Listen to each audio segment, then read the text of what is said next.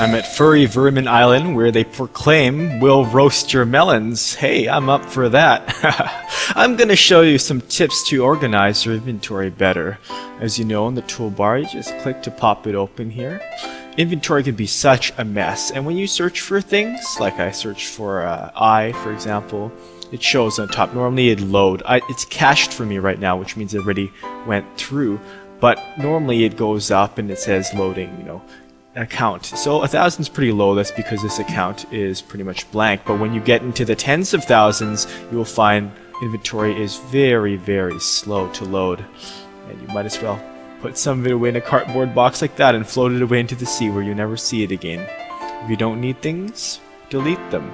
If you empty your trash, you'll get a warning like this, so no worries. It's deleted. Whatever was in there, I didn't look. But let's look at some principles. One of the things I do to archive items, which I really don't use frequently, is I cube stuff. I've described this before in text, but it's much more effective in video if I right-click create and I show you. So I just have a cube, and I say, you know, I can say this is some of my old stuff. And what I do is click on content. Now you can start putting things in here by clicking and dragging individually, or I can click and hold the shift key to select a range. Okay. And I just click and that doesn't work. Why not? Is it a bug? I think it's a bug. Okay, now you see it has the cursor has multiple. These little tail things. You can drag it several. Yeah, okay. I think that was a bug. Then I can close it and you see it's still in there. So when I take this, I take it. Now where the saving comes in, you see there's a cube, some of my old stuff. Where it comes in if I right click this, select that range, and I was to delete it. Then it's in the trash. From there is where we come again. And it's deleted. So that now saves me. So now you see it went down from about, I think it was 1,005 to now 978 or so. It didn't look like it was that many, but I guess there was other stuff in the trash. So that's one way of doing it. And remember, if you ever want your stuff back, just edit, or the easier way actually, smart way, right click and open. Okay. Remember, you can also assign a click action. One of my favorite things to do, if you've seen my other videos, is when left click, then open. So that way, you just click to open. Like that. And you can copy the inventory. If they're non-copyable items, they'll be moved, but this is easier than going back and forth. A button is probably easier for most people than dragging and dropping, which can require some fine motor coordination. So that's one way of doing it. Another thing I frequently do, which really helps, is to tag items. We don't have a actual taxonomy, meta, whatever tag system, but someone's playing Pac-Man or something. But if I search for cart as an example, well, it's a cart. But say I want to have some keywords to go with it. Well, what can I do? I can either rename it out in the open or in inventory, but since we're dealing with inventory stuff, I'll just take it, okay? Now I have a copy. It should go, oh, that is a bug too.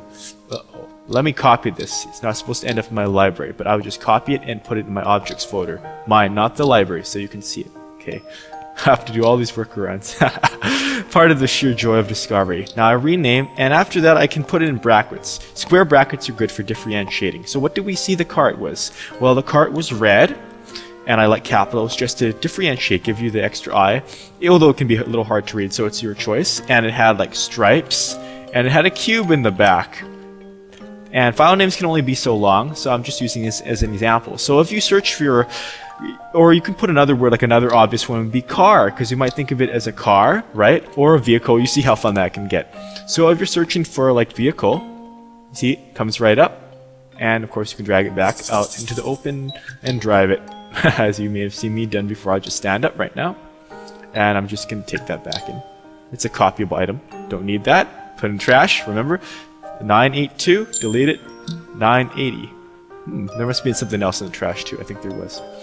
So in addition to that comes the fine art of making subfolders. We have body parts. Now a body part could be like a skin. I have some of these very nice Lana Fauna skins by LF. That's their initials. And I can right click here and I can choose a new folder. And I can say, you know, whoop, let me rename that. And I like to differentiate. I used to like colons. Some people can do the funny ASCII art with it, those little asterisks, you know, and they can say like skins. And it affects a sort order too after you relog. Keep that in mind. So some things will appear at the top. I can just click, left click, sorry about that. Hold shift, select arrange, drag, and drop it into my skin. So now I have it sorted. And of course, residents who have large inventories will know this all too well. You often have folders and subfolders, like you have shoes, then you have high heels, or cars, then you have types of cars and all that. You can do this for any inventory item type, so landmarks too. Like for example, you can put something like places I visited recently. You can emphasize that. You don't have to. That's not a requirement. Oh darn. User interface sounds too loud. And you can just click and move that in. Ego Terra. Fashion. You see, folders can help you do that as well. And remember to find what you're wearing on you right now. You just type open bracket war, and that's a don't close it, or else it'll hide some of the stuff that's placed. So that's one thing I often do a lot. Let's have a look at filters. Now filters actually appears twice. You only need one of them. One of these should be removed in the filter. But let's see, filters modify current is the same as file menu and the show the filters. You see, it's the exact same thing. It can be like a magnet, I think. Yeah, it can be snapped on, so you can move them together. When you close inventory, it also closes, okay, because it doesn't have relevance outside of this window. So if we were to show the filters and you want to hide, for example, your landmarks, then you unclick that, and then you see you're not going to see your landmarks. Oh, it also appears to have opened everything else. That was not very handy, but let me click that and close all folders. What you can also do, file menu and new window, this is another my trick, you can actually open multiple inventory windows and drag things back and forth. This is really useful if you have things down a long scroll list, like I guess textures sometimes is one. Oh my gosh. And say they're at opposite ends, you want to drag things from one end to the other, you can go ahead and do that. That has no real relevance in that folder, but it ended up there anyway. You can bring it between, and of course when you click inventory, it's a bit weird. Click this closes one at a time, and you're left with this original one. Of course, you can also see what you recently got by clicking the recent items tab. This will show stuff you either other residents have given to you or stuff you just took in world since the last log off, as it says there. But you can change this by modifying the filters, of course. At the bottom here, you can change it to say stuff you got in the last 14 days, and it shows you. Yeah, I haven't done a lot of this. Or in the last hours. So it can become in handy if people send you a whole bunch of stuff and you say, I just want to see stuff that people sent me the last 3 days.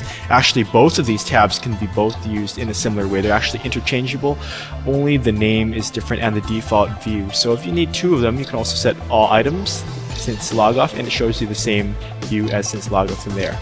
To avoid confusion though, I'll uncheck that and close it. And these do not save, so if you relog, they will reset to defaults, which is handy for some things, like if you're confused about, oh, where did it go? But it's also bad because sometimes you want to set these custom, like I do. I like to see what I got in the last week. Unfortunately, that's not yet a feature. Now, since you can't really preview what's in your inventory, if you really need to res things and put them all out in the world and see what you got, you should find a sandbox. I can res stuff here. It's a nice place, this vermin island where they roast the melons, but I can also search for sandbox.